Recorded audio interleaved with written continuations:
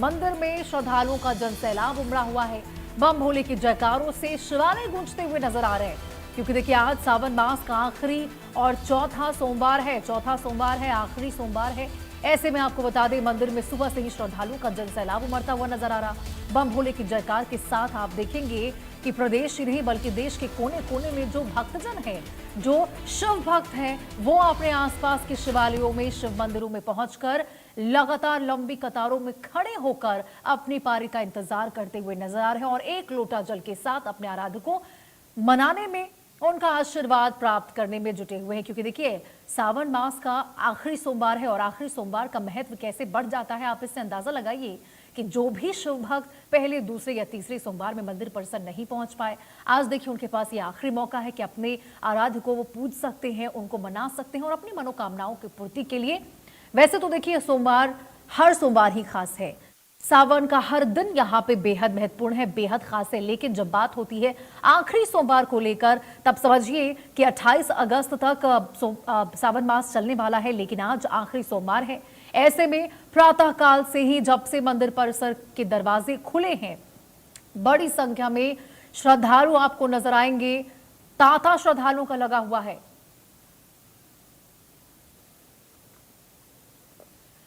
और यमुनानगर के देखिए मंदिर से देवीदास सारदा हमारे सहयोगी हमारे साथ जुड़ चुके हैं, उनका रुख करेंगे। देवीदास जी, सबसे पहले तो आप बताइए कि आज सावन का आखिरी सोमवार है, किस प्रकार से श्रद्धालुओं की तस्वीरें निकलकर सामने आ रही है, क्या आस्था और उमंग उनके चेहरे पर नजर आ रहा?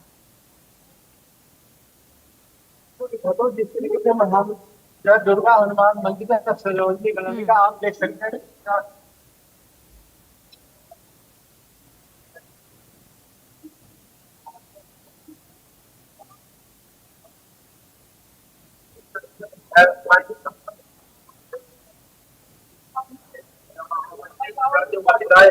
आ रही है हमारे सबसे तकलीफ के लिए कामना करने यहाँ पर करते हैं। उसके बाद जब पंडित जी के साथ सोमवार है, वो भी बताएंगे कि महत्व क्या है। फिर आप भोले बाबा को जल चढ़ाने आए, क्या मनोकामना आपके साथ होगा। बोले शंकर भगवान की जय। सभी भक्तों को तो मैं सभी को शुभकामना देता हूँ और सभी को बधाई देता हूँ। आज सावन का आखिरी सोमवार है और आज ज्यादातर लोग जो जिन्होंने व्रत रखा है वो आकर के आज उदापन कर रहे हैं भोले बाबा की, और भोले बाबा के चरणों में प्रार्थना कर रहे हैं कि भोले बाबा, जैसे कि आपकी कृपा से हम सबने व्रत रखा, आप सबकी कृपा से हमने ये नियम बनाया, तो कृपा आपके बाबा का होगा। धन्यवाद करने के लिए, क्योंकि करने वाले भोले बाबा हैं, उनके बिना न तो हिलता और न हिलेगा।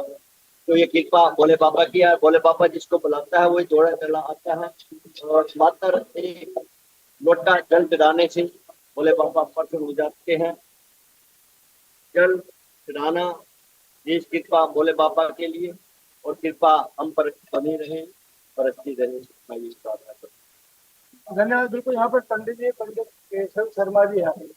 पंडित जी आज चौथा सोमवार है, जिस तरीके से कहा जाता है कि एक लोटा जल सारी मनोकामना पूरी हो जाती है। तो आज का क्या महत्व है? लोग मांगते हैं, धन प्राप्ति है, घर में कला है, तो आज किस तरीके से महत्व रहने वाला है? बोले शंकर भगवान की जय। आज जैसे कि आप सभी जानते हैं कि आज श्रावण मास का अंतिम सोमवार है और लोगों ने बड़ी श्रद्धा भाव से पूरे श्रावण मास में सारे सोमवार व्रत रखे, और क्योंकि श्रावण मास से रक्षाबंधन पूरी श्रावण मास की समाप्ति हो जाएगी, तो इसलिए लोग जो है आज अंतिम सोमवार अपना व्रत का उद्यापन भी कर लेते हैं और आज व्रत भी रखेंगे और भगवान से मांगेंगे, क्योंकि जो भगवान आशुतोष महादेव है, ये शिव पुराण में भी कहा गया है कि जो सभी देवी देवता जिस किस्मत को नहीं बदल सकते, वो किस्मत जो है वो महादेव जी के पास पड़ती है, वो बदल देते हैं।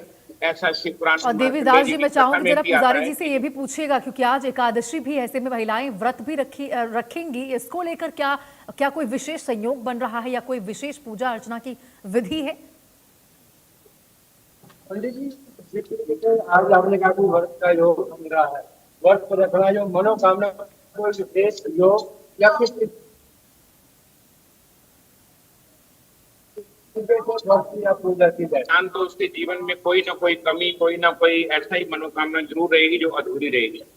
तो आज के दिन, वैसे तो कल पुत्रदा एकादशी थी, उसके साथ भी इसका महत्व बन जाता है। किसी को अपना वंश बढ़ाना हो, अपने घर में पुत्र पौत्र आदि की कोई भी इच्छा हो तो पूरी हो जाती है। लेकिन भगवान भोलेनाथ जो है वो जानी जान है। अगर कोई श्रद्धा से, पूरे विश्वास से उनको जल चढ़ाकर अगर मनोकामना अपने मन में भी रखेगा, तो भी भगवान शिव जी जानकर उसको बड़ी जल्दी प्रसन्न होकर उसकी मनोकामना पूरी करते हैं। जिसको जो भी चाहिए, अलग अलग भाव से आते हैं। लेकिन मैं कहूंगा कि भगवान भोलेनाथ जी से यही मांगिए, भगवान भोलेनाथ जी आप हमारे मन में सदा विराजे, क्योंकि जिसके पास भगवान स्वयं विराज गए, उसके पास सारी दुनिया की रीतियां, स्थितियां, सुख संपत्ति अपने आप ही आने लगती। द्वादश शिवलिंग है, क्या महत्व है शिवलिंग का? शिवलिंग नॉर्मल भी है, स्पेसिफिक भी है, क्या कहना चाहेंगे? आज का क्या महत्व? कुछ आदमी जो आज जल नहीं चढ़ा पाए, आज जाते हैं तो इसको क्या फायदा मिल रहा है? देखिए, द्वादश ज्योतिर्लिंग का बड़ी महिमा गाई गई है। ये द्वादश ज्योतिर्लिंग जो है, ये सचमुच में ये जो है वो शक्ति के भंडार है। और मेरी अक्सर ये माताओं से चर्चा होती रहती है कि बुजुर्ग माताएं, कई जो हमारे बुजुर्ग माता पिता, भाई बहन, जो बड़े भाई हैं, जिनको थोड़ा चलने में दिक्कत है, वो द्वादश ज्योतिर्लिंगों की यात्रा करने नहीं जा सकते, क्योंकि ये पूरे भारतवर्ष में फैले हुए हैं, बहुत दूर दूर है।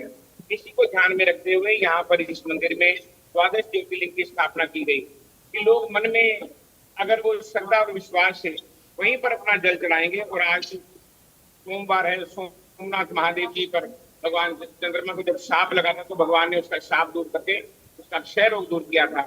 ऐसे ही किसी को चाहे कोई स्वास्थ्य की परेशानी है, किसी को सुख संपत्ति चाहिए, कुछ भी चाहिए, यानी कि देवीदास ये विशेष प्राचीन मंदिर है जहां पे लोग पहुंच रहे। मैं चाहूंगी जरा आप पुजारी जी से जानिए कि वैसे तो सुबह से ही देखिए लोगों के, श्रद्धालुओं का तांता यहाँ पर मंदिर परिसर में जमावड़ा देखने को मिल रहा है, लेकिन क्या कोई विशेष मुहूर्त है जिसमें यदि विशेष तरीके से अपने आराध्य को पूजा जाए तो अपनी मनोकामनाओं की पूर्ति की जा सकती है और लाभ भी प्राप्त होगा?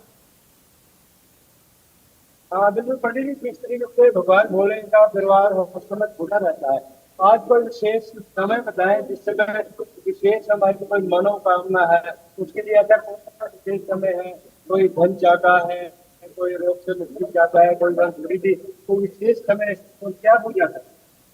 देखिए, सबसे अच्छा मुहूर्त तो मैं कहता हूँ, सबसे अच्छा मुहूर्त ही है सुबह सुबह, जब अभी सूर्योदय हुआ भी नहीं होता, उस समय लोग आके अगर भगवान की मनोकामना सच्चे मन से और बिल्कुल बिना कुछ खाए पिए नहा धोकर अगर मनोकामना मांगते हैं, वो पूरी होती है। लेकिन भगवान शिव जी का एक और विशेष काल है, वो है प्रदोष काल। सूर्यास्त के पौना घंटा पहले और पौना घंटा बाद तक वो जो प्रदोष काल चलता है, उसमें अगर कोई भगवान शिव जी की पूजा आराधना करता है तो भगवान शिव जी बहुत जल्दी जाते हैं। बाकी समय को ना देखते हुए भगवान शिव शिवपति जो है वो आशुतोष है, वो अकाल है, वो काल कलातीत कल्याण कल्पांतकारी, वो सब कालों से परे हैं। किसी भी समय आप भगवान शिव जी की पूजा अगर श्रद्धा और विश्वास से करेंगे तो वो आपको जरूर फल देंगे, इसमें कोई संदेह नहीं। कई बार कई लोग आ नहीं पाते, अपने टीवी के माध्यम से और माध्यम से मन भोले कहीं अर्चना करते हैं, तो आज फल मिलता है। देखिए, जो नहीं आ सकते इसका मतलब ये नहीं कि भगवान शिव जी उनकी पूजा स्वीकार नहीं करेंगे, क्योंकि भोलेनाथ जी जैसे मैंने पहले कहा कि हमारे मन में विराजे हुए हैं। हमने सिर्फ ये मंदिर में सब तीर्थों पे इसलिए जाते हैं कि जैसे कि हवा सब तरफ है, लेकिन पंखे के नीचे बैठे तो हवा ज्यादा मुश्किल है।